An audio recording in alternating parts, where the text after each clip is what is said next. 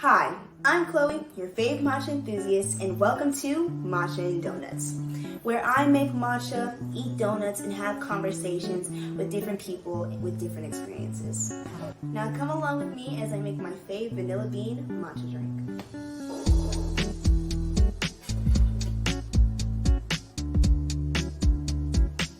So my favorite matcha is made out of my favorite matcha powder, vanilla bean syrup, milk, and some cold foam.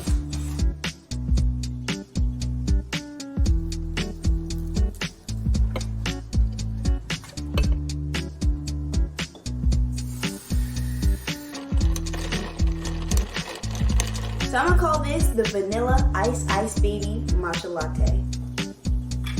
I did my big one with this one. So I will see you guys in the interview. So hi, I'm Chloe. Would you like to introduce yourself? I am Cindy. I am a client here at the shelter. Very nice to meet you, Cindy. I'm really excited for this interview.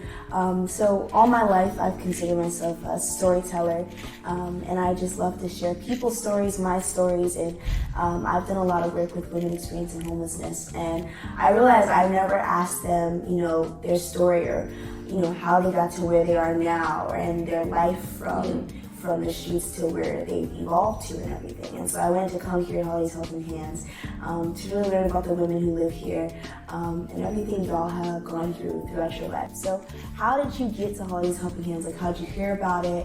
What was that like? I really was in need of a shelter during my pregnancy. I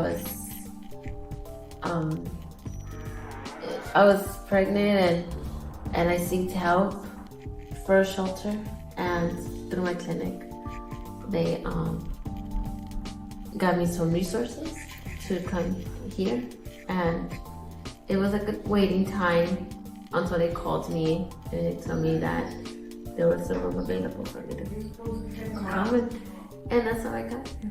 That's beautiful. So can you share like a memorable experience or story from your life? Well, when I got here, I was very crushed. I was in very deep depression. I would always cry, like constantly, always, distance myself. I came here alone, pregnant, and later on my kids came. Soon after the baby came.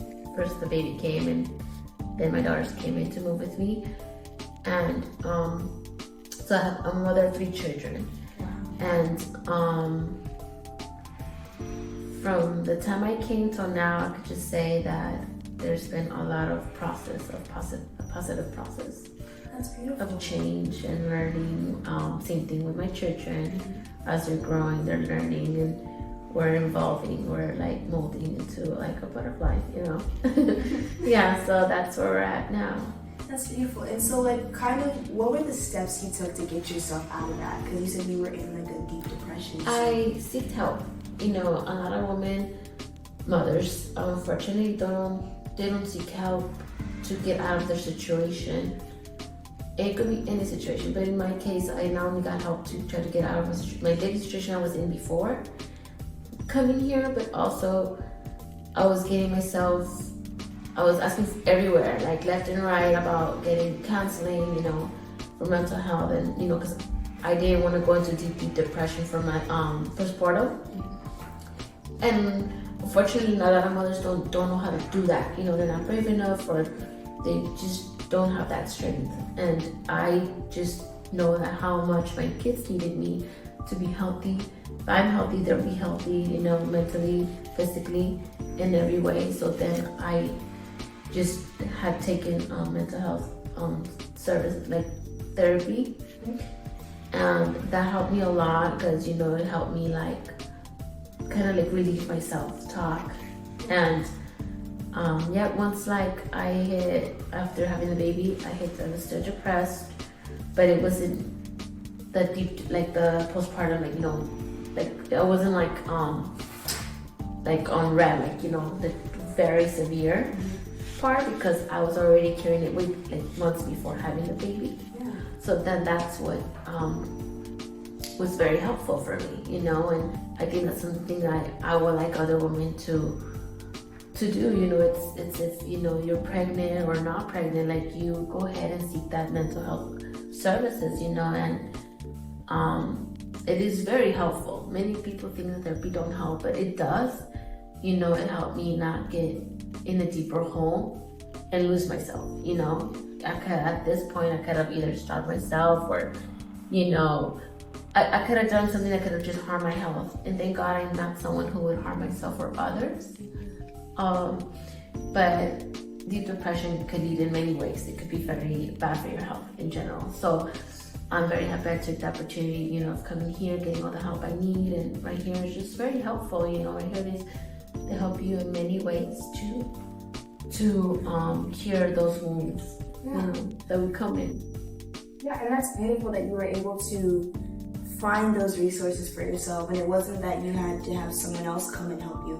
It was more so you were able to take that out on yourself and take that moment for yourself to help find yourself and do everything. Yeah. And so I really appreciate that, and I love that for you. And just knowing that you were able to do better for yourself, for your kids, and not only just for your kids, but also for yourself as well. So I also want to kind of know, like, are there any sort of like kind gestures or acts of kindness you've encountered that have really made a difference for you? In which part? Just whenever in your life. So like any acts of kindness that have really helped you throughout your life. You know,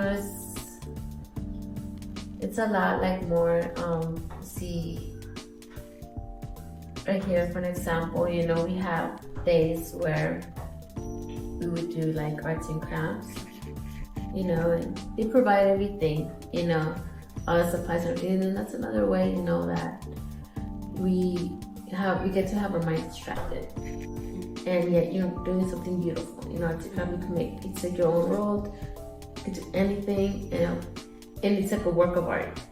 So I feel like, you know, the fact that they have people come out of their time to come and, you know, talk to us and interact with us, it's such a kind thing to do, you know, because not a lot of people see like how much we are suffering and how much we need that extra help and need someone to talk to, and you know, someone extra being there, you know. It's very nice. It's very nice to have a lot of people that, and that's one of the ways that, you know, I could say that, you know, I appreciate here in this site. Yeah, I feel like those kind of moments happen for me. I love drawing and all things like that. It's my time for myself, and then you're proud of whatever you make afterwards because you did it yourself, you know. And knowing that there's people here who are able to take that time and you know, give you all those resources that allow you to feel good about something you've made and you've done. Because like you said, you never know what someone's going through or their issues are struggling. And so it's those little acts that are really important, which I find very beautiful here. So now that like you're here and you know you've made it out of whatever situation you were in, what are you most excited for? Like what keeps you excited throughout the day? That I have like pretty much beat the deepest depression. That's a huge milestone to me. You know, that I each day having to think of something new to do to get a step closer to being a better mother for my children. You know, it could be anything. It could be learning a new recipe to cook, or a new art activity, or, you know, finding out a place where I could take them to, you know, I love nature, working out, nutrition, so I always look for like positive, healthy things to do, and that's something, you know, that I like doing too, is involving my children on everything I do. Like, you know, so if I learn something, I like to share it with others and like involving my children. So think, yeah, that's what it be. That's beautiful. I feel like the same thing goes with my family. Like, I'm vegetarian, so like everything that we do, we have to include something that I can eat, and it's something that we all learn together and we involve ourselves together. So I love that, like, even though, you know, you're able to, you know, create these different recipes and create these different things, you're able to involve your family with everything. So for my very last question for you, I want to ask you, what is something you want everyone to take away from your story or anything you've gone through? It's, you know, to never give up. There's always a storm in life, but in the end of the day, there will be a rainbow, you know, and if I remember through the storm, it's, you know, a lot of suffering, you know, and the rainbow is just a lot of happiness, you know, and it's just all about having patience, keeping your calm, you know, be positive, and like try to aim for anything that's like a good motivation, to responsibility, like being positive, like learn something new each day is what I like to go for. Like knowledge is the key. Get to know something new. And then and I like to share what I do, like with others. I like to motivate others to, you know, when you learn something new and it's very helpful, you just don't know who needs that like helpful information. It could be anything, and just spread it, because you don't know who left or right really needs it. And even like hearing someone out, being there, you know, it's always good. I would say, like, if you know about these resources, share them to people who really needs them, you know. And also, like I said, you know, something I would want others who are seeing this is like, if you or, you know, someone is going through something, you know, like, just please, like, you know, speak up about more about mental health awareness. You know, it's very important. That I think it'll save a lot of cases that are out there in the news that are happening nowadays, that only if people had that one person to say, hey, you know, there's this resource, you know, there's this, here I am for you, you know, like, to hear you out. You know, you just don't ever know what anyone's going through.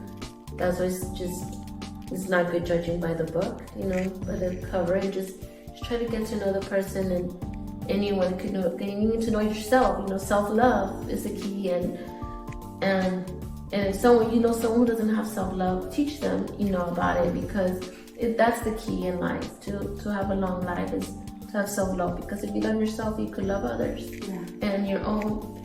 And yes, that's something definitely I would like to tell anyone. I would like anyone to do is seek the help when you know you need it. You know, it's better to speak up and stay quiet.